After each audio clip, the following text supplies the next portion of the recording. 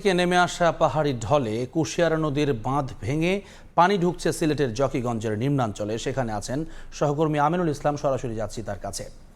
আমিনুল, আমরা এই মুহূর্তে রয়েছে জকিগঞ্জের যে সদর উপজেলা, সেই সদর উপজেলার মানিকপুর গ্রামের একমাত্র চলাচল সড়কটি, সেই সড়কটিতে এখনো পর্যন্ত এই সড়কটি কিন্তু ডুবে রয়েছে এবং গেল রাতেও কিন্তু বৃষ্টি হয়েছে। গত প্রায় একদিনেরও বেশি সময় ধরে এই এলাকাতে মানুষ দুর্ভোগের সময় পার করছেন।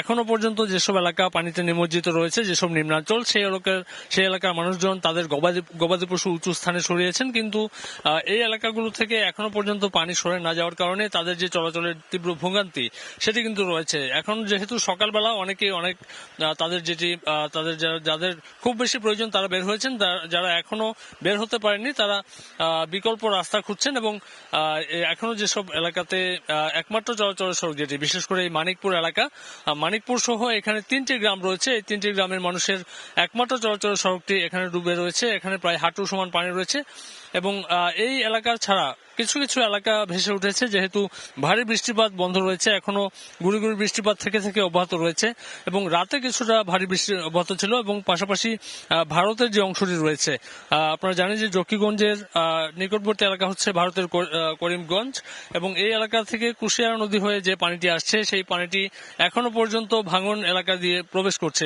আমরা গতকাল দেখিয়েছি এখানকার যে কুশিয়ারা নদীর যে বাঁধটি রয়েছে, দুটি স্থানে ভেঙে গিয়েছিল এবং অনেক এলাকাতে পানি উপচে আসলে বাঁধের উপর দিয়ে প্রবেশ করেছিল।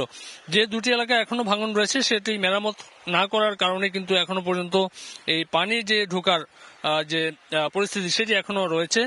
এই বাঁধটি যত দ্রুত সংস্কার করা হবে এই পানির প্রবাহ কিন্তু তত কমে আসবে। তবে স্থানীয় মানুষজন বলছেন যে এই এলাকাগুলোতে বাঁধ সংস্কারের ব্যাপারে যতটা উদাসীনতা দেখা যায়, সেটি আসলে এই এলাকার মানুষজন তাদের যে বক্তব্য আমরা গতকালকে পেয়েছি, তারা বারবার আসলে এই কাজগুলোতে আরো যেন জোরালোভাবে নজরদারি অব্যাহত রাখা হয় সেই ব্যাপারে তারা বলেছেন এবং বলেছেন যে প্রতি বছরই আসলে এই ভোগান্তি আসলে জকিগঞ্জবাসী পোহান, তাহলে এই ভোগান্তি যেন আবারও তাদের না হয় সেদিকে যেন প্রশাসন নজর রাখে। এই ছিল আসলে জকিগঞ্জ থেকে আমার কাছে সর্বশেষ।